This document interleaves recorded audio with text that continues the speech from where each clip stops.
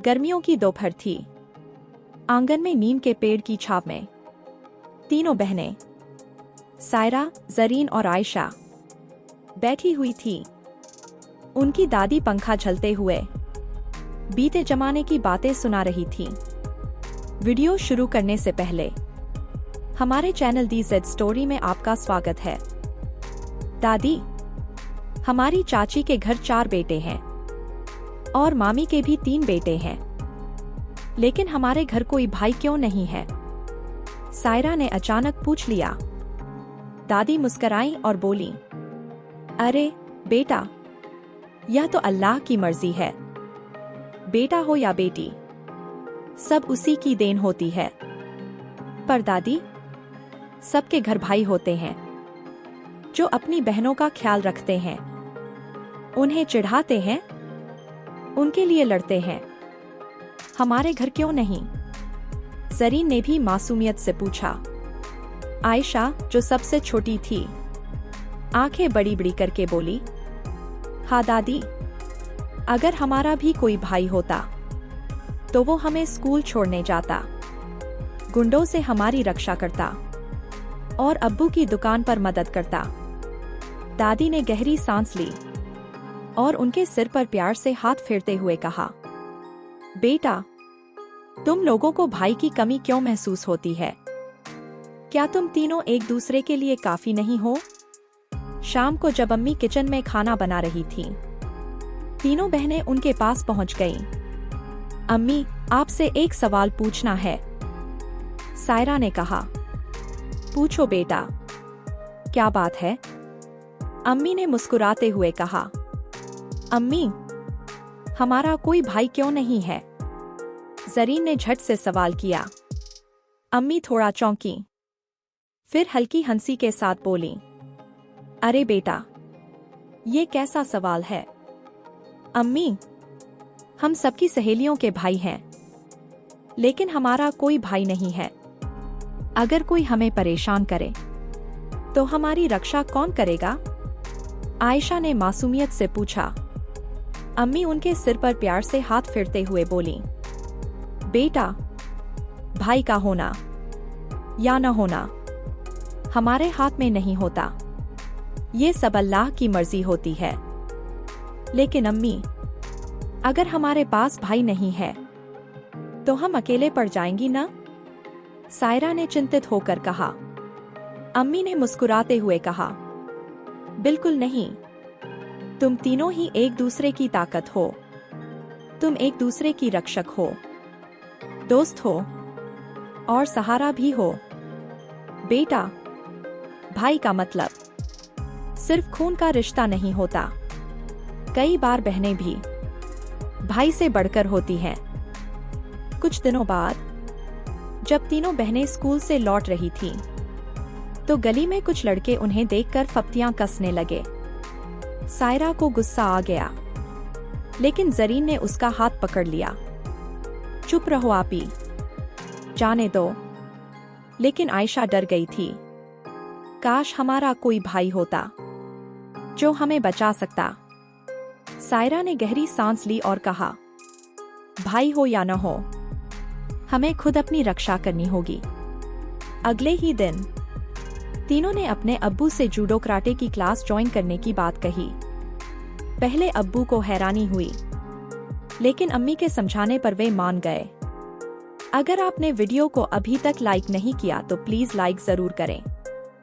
आपके एक लाइक करने से YouTube वीडियो को और लोगों तक भेजता है, जिससे हमारे चैनल को बहुत सपोर्ट मिलता है। सो प्लीज लाइक का बटन जरूर दबाएंगे।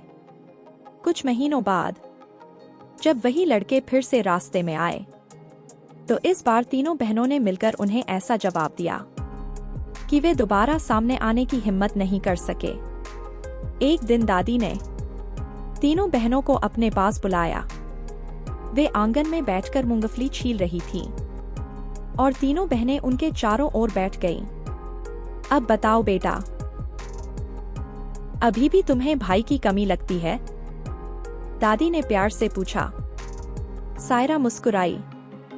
दादी, अब हमें समझ में आ गया है कि बहनें भी एक दूसरे का सहारा बन सकती हैं।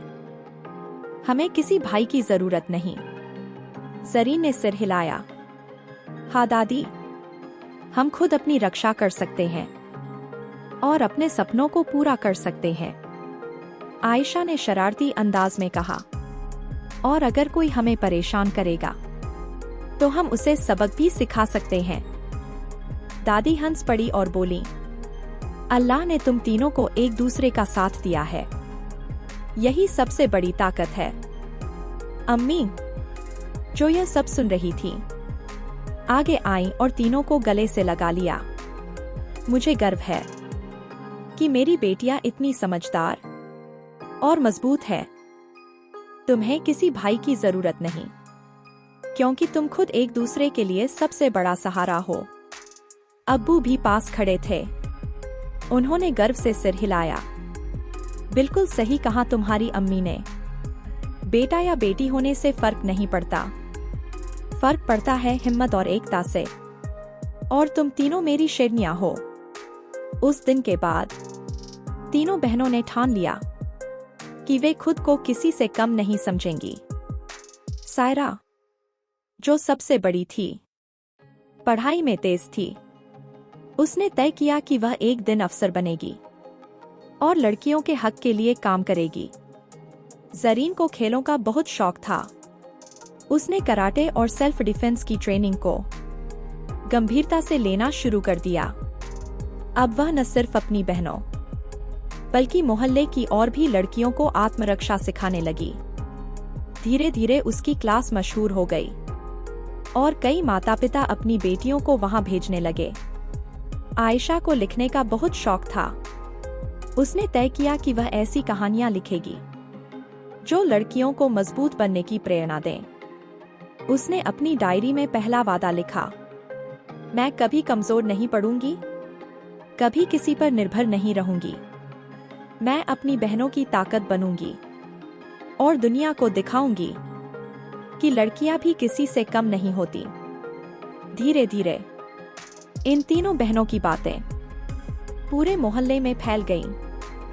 पहले जो लोग कहते थे कि इनके घर कोई भाई नहीं है, अब वही लोग उनकी तारीफ करने लगे। भाई नहीं है, फिर भी देखो कितनी हिम्मती लड़कियां हैं। एक पड़ोसी बोले, भाई की क्या जरूरत, ये तीनों तो खुद एक दूसरे के भाई से भी बढ़कर हैं।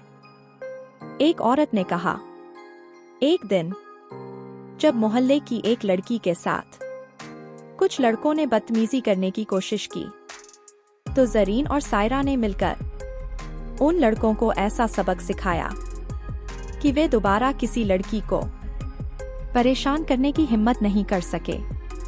उस लड़की के माता पिता तीनों बहनों के पास आकर बोले, बेटा, अल्लाह तुम्हें खुश रखे, तुमने हमारी बेटी को बचाया।